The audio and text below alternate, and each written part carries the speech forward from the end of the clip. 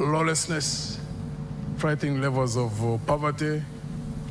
All systems and institutions have been broken down. There's almost nothing which can check power.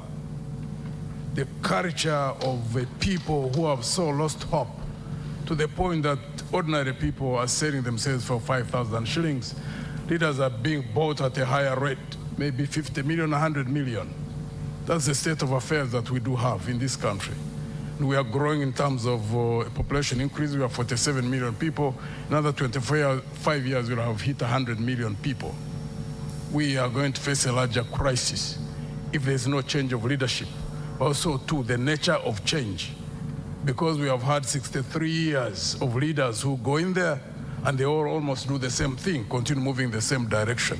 So there must be something up there which most people may not understand.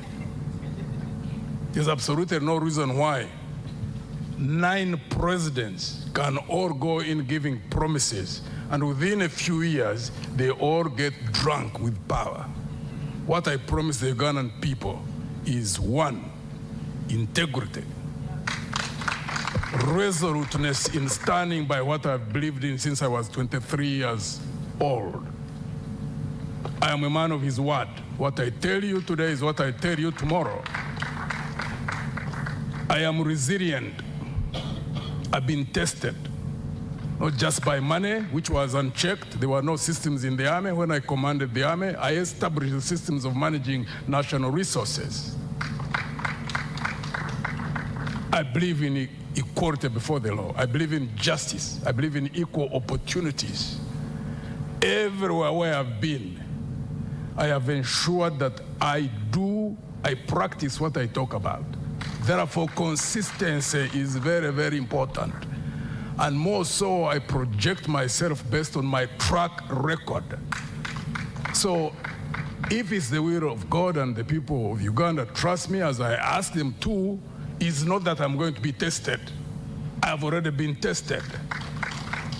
Money, power, and high office has been the Waterloo for many, many leaders.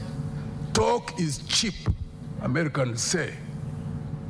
Where we are at, a broken down country, where it requires rebuilding of systems, reestablishment of functioning institutions, require someone who has the character that by God's grace I do have.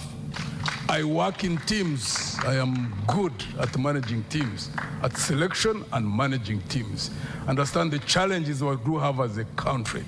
The future, if it's going to be different in terms of culture, in terms of direction, is not going to be easy sailing.